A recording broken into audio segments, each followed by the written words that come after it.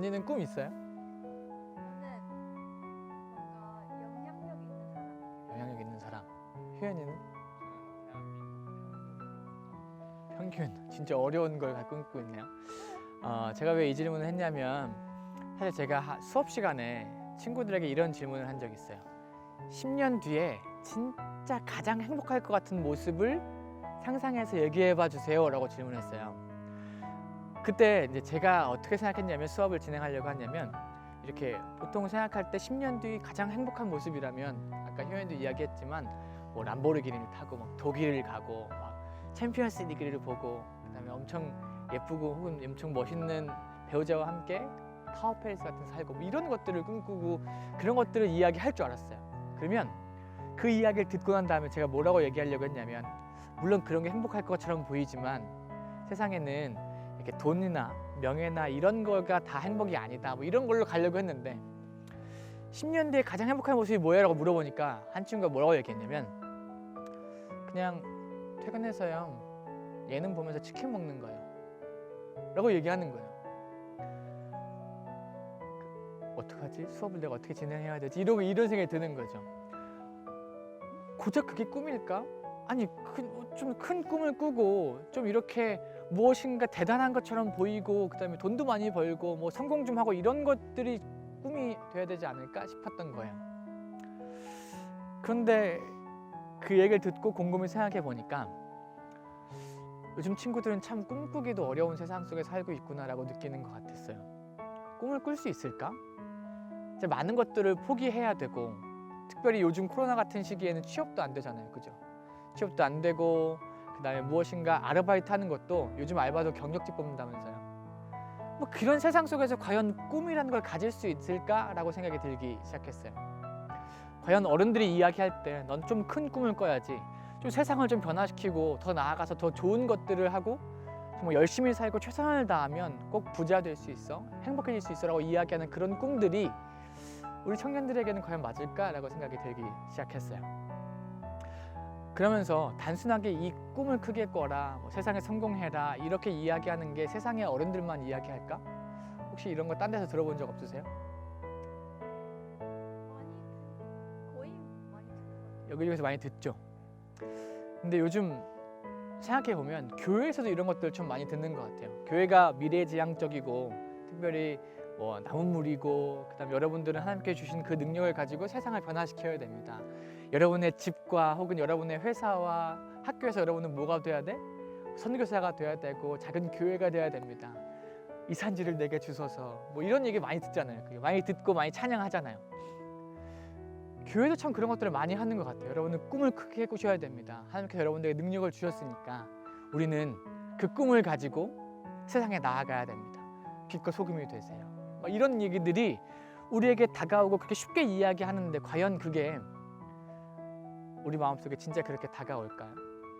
진짜 맞아 난 그렇게 살아야지 라고 살아가는 것보다 어쩌면 점점 더 이렇게 신앙과 우리의 일상생활을 멀어지게 만드는 것처럼 보일 때가 있는 거죠.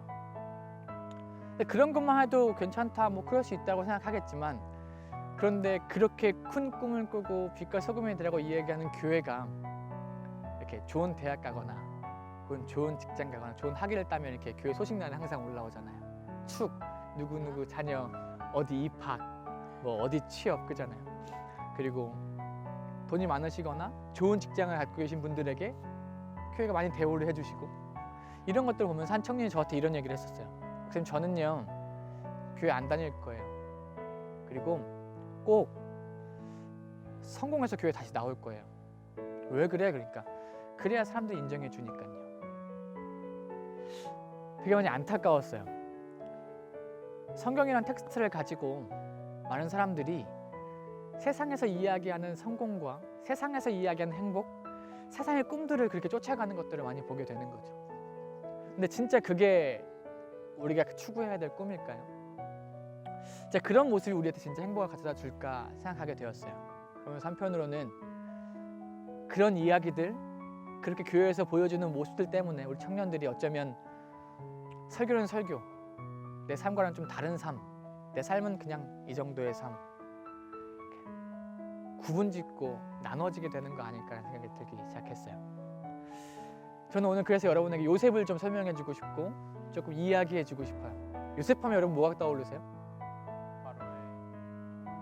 총리, 이인자. 그렇죠.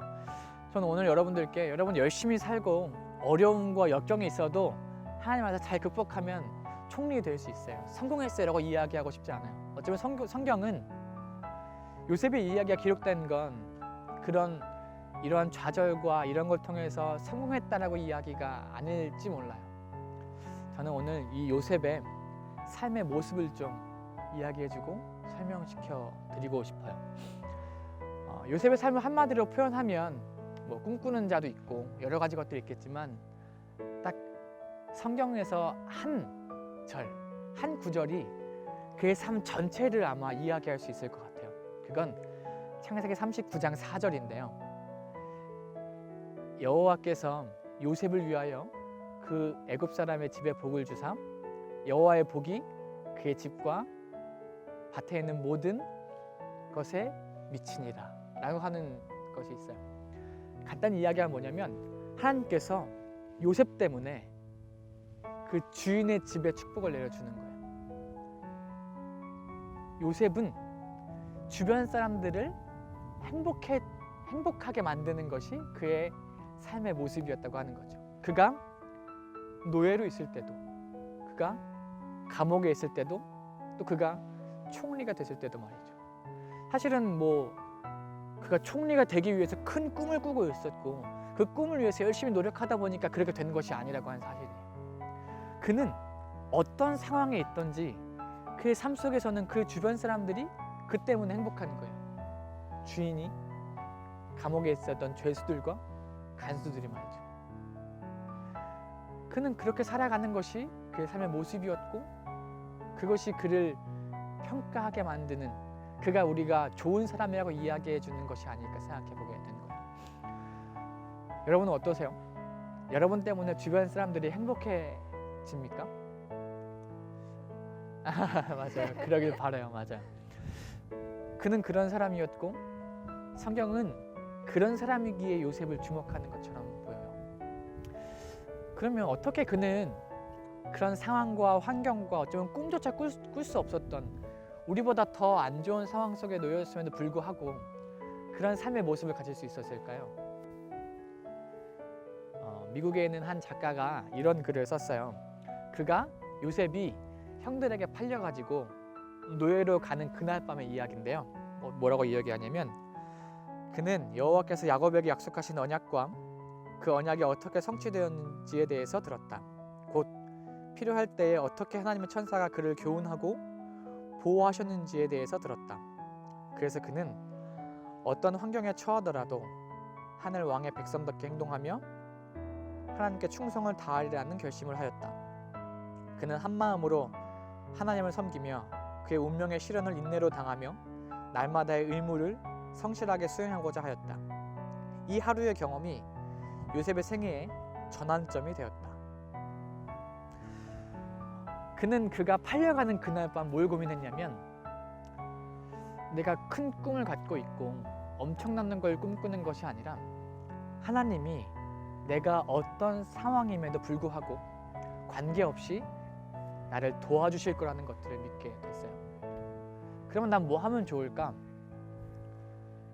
그저 주어진 매일의 삶을 최선을 다해서 살아가는 거예요. 내 상황이 어떻든 내 위치가 어떻든 나의 관계가 어떻든 관계하지 않고 그저 그렇게 매일에 주어진 그 삶을 묵묵하게 살아가는 것. 그렇게 매일을 살아가다 보니까 어떻게 됐어요?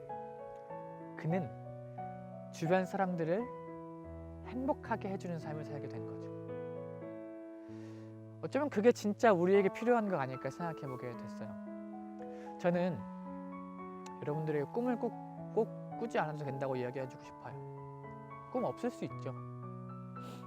꿈 안 꿔도 괜찮아요. 그런데 대신 잊지 않았으면 좋겠는 건 우리의 매일매일을 그저 묵묵하게 부자건 가난하건 좋은 직장이건 좋은 직장이 아니건 내가 백수이건 혹은 내가 어떤 상황에 처하건 관계없이 하나님께서 나에게 주어진 그 매일매일의 삶을 묵묵하게 살아가다 보면 어쩌면 우리 주변 사람들에게 행복을 줄 수 있는 사람 되지 않을까요? 그게 그리스도인이건 그리스도인이 아니건, 나를 좋아하는 사람이건 나를 좋아하지 않는 사람이건 말이죠.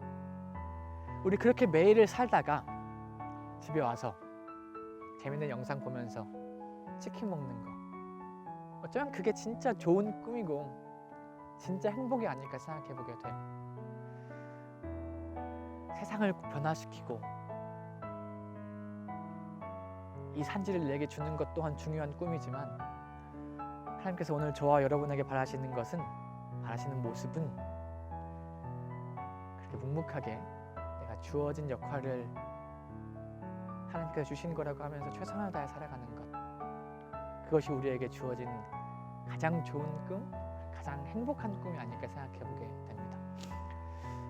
우리 그렇게 그것들을 잊지 않으면서 살아갔으면 좋겠어요. 꿈이 없어도, 꿈이 뭔지 몰라도, 내 길이 무엇인지 정확히 알 수 없어도 괜찮은 삶, 꼭 성공하지 않아도 괜찮아요. 교회에서 인정받지 않아도 괜찮아요. 그냥 우리 그렇게 요셉이 그랬던 것처럼 그 매일매일을 행복하게 만드는 우리가 되면 좋을 것 같습니다.